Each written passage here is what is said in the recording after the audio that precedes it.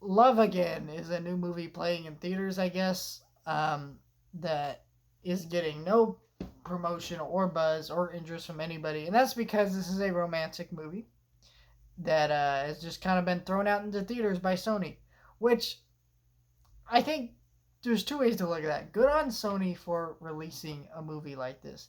You know, a lot of these romantic movies or rom coms are just released to streaming and or just VOD or DVD or whatever nowadays or whatever format. They're not really put in theaters that often. There's a one or two of them that come out every year. I think last year I remember watching what was it, Marry Me or something like that.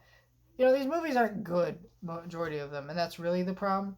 But it's still nice to see studios putting them out at least because the fact that at the end of the day,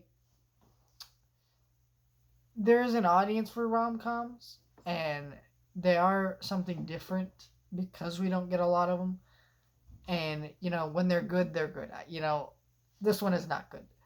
First of all, the reason this one's getting no play is because usually they try to pick cast members that are recognizable that you want to see be in a romantic relationship. You know, they have that chemistry, they have that vibe to them.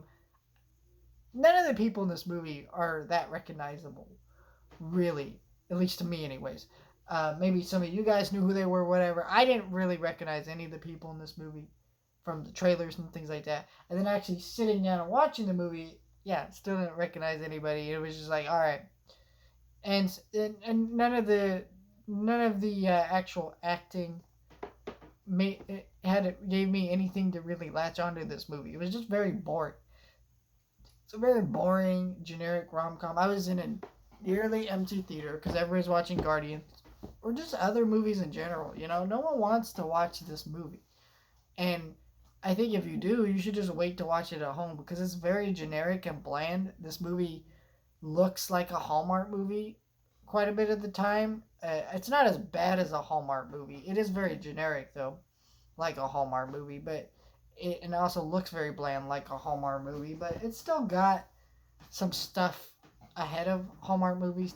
Namely, this movie is more watchable and isn't as generic and bland as those are. I mean, it's generic and bland, but in a different way. And so I think that's fine. But yeah, I just there was nothing to get out of this movie. It was just kind of a movie that was playing, and I went to go check it out just because I ended up seeing Guardians of the Galaxy earlier than I thought I was. So I had to move around my review schedule and fix some things. But yeah, just sort of a thing there. But let me know your thoughts, like, share, and subscribe. Thank you guys for watching.